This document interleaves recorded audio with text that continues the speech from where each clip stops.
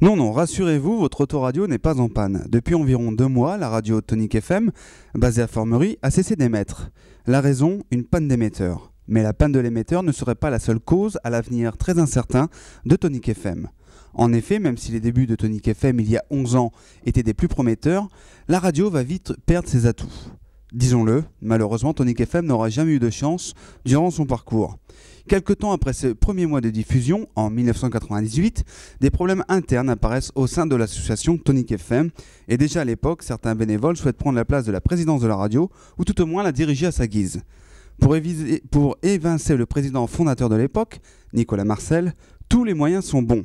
Véritable passion pour ce dernier, sa radio devient pour lui un véritable cauchemar seulement après quelques mois d'existence. Tout le monde se monte les uns contre les autres, bref, rien ne va plus et ça en est trop. Nicolas jette l'éponge et quitte le navire Tonic FM. Malheureusement, pour la radio, ce n'est que le début d'une très longue descente aux enfers. Plusieurs présidentes et présidents tiendront cette place de manière plutôt chaotique et hasardeuse. Un ancien président d'ailleurs n'hésitera pas à partir avec la caisse de la radio. Le résultat auquel Tonic FM est confronté actuellement n'est autre que le fruit de ces 10 ans passés d'une gestion financière gérée plutôt dans des intérêts personnels que dans l'intérêt pur et simple de la radio. Cette image négative n'a pas joué non plus en faveur de la radio. Aujourd'hui, pratiquement plus aucun annonceur ne fait confiance à Tonic FM et la CCPV, qui finançait la radio et qui avait déjà épongé pas mal de dettes, ne la suit plus non plus. Mais une question demeure. Comment la CCPV, qui a financé Tonic FM, a pu laisser pendant toutes ces années une radio dont la gestion financière était plus qu'approximative? Le bilan aujourd'hui est simple. Tonic FM est incapable de s'autofinancer la réparation de son émetteur.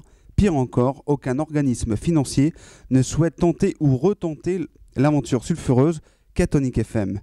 La radio doit aujourd'hui, parmi ses nombreuses dettes, la somme de 1 200 € à un chanteur de la région qui avait fait confiance à Tonic FM il y a de cela 1 an.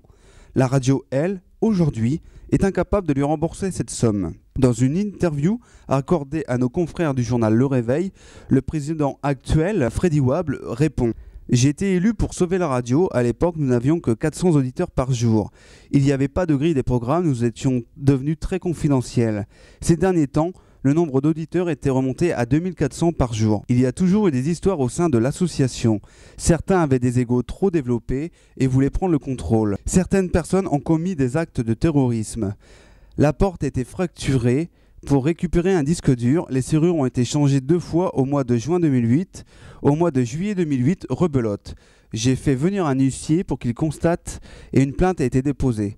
Conclut Freddy Wable, président de Tonic FM, auprès de nos confrères du Réveil. Précisons toutefois que l'acte terroriste auquel fait allusion Freddy Wable était un acte pur et simple d'un bénévole qui a tout simplement récupéré son disque dur avec ses propres chansons. Attendons le 15 mars prochain pour connaître le sort de Tonic FM.